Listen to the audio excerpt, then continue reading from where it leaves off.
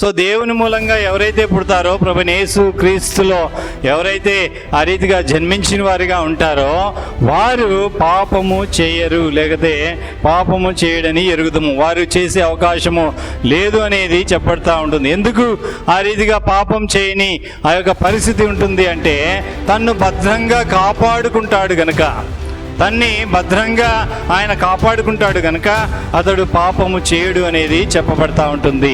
ఇది చాలా ప్రాముఖ్యమైన విషయం. ఒక విశ్వాసిగా ఒక జీవిత యాత్రని కొనసాగిస్తుంటున్న మనము మన జీవితంలో ఈ పరిస్థితి కలిగిన వారంగా ఉండాలి అనేది దేవుని యొక్క ఉద్దేశము. పాపాన్ని అసహించుకునే ఆ యొక్క స్థితి కలిగిన వారంగా మనం ఉండాలి. చాలాసార్లు దైవజనులు ఈ విషయం గురించి చెప్తూ ఉంటారు.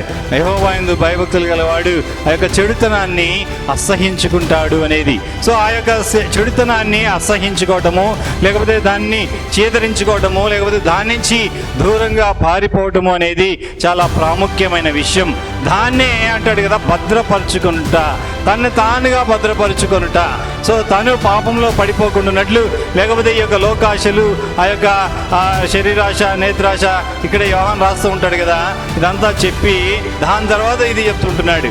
సో 2వ అధ్యాయము 17వ వచనాల్లో రాస్తూ ఉంటాడు, లోకాశ, నేత్రాశ, శరీరాశ, లేకపోతే జీవపు డంబము, దీన్ని జయించే ఆ యొక్క స్థితి కలిగి ఉండాలి అనేది అక్కడ దేవుని యొక్క ఉద్దేశంగా చెప్పబడతా ఉంటుంది. కాబట్టి ఈ విషయాన్ని మన జీవితంలో జ్ఞాపకం చేసుకోవాలి. మనల్ని మనము భద్రం చేసుకొనుట, ఆ యొక్క పరిస్థితిలో నుంచి పాపము అనేది మన జీవితంలో ఏలుబడి చేయకుండా మనము దాన్ని ఒక కవచము వలె, లేకపోతే ఒక ఫెన్స్ వలె దాన్ని ప్రభువైన యేసుక్రీస్తు యొక్క ఆ రక్తాన్ని, లేకపోతే ప్రభువుని ఆ రీతిగా కలిగి ఉండటాన్ని బట్టి, ఆయనలో జీవించటము, లేకపోతే ఆయనలో నిలిచి ఉండటాన్ని బట్టి మనము ఆ యొక్క దాని నుంచి భద్రపరచబడే ఆ యొక్క పరిస్థితి ఉంటుంది అనేది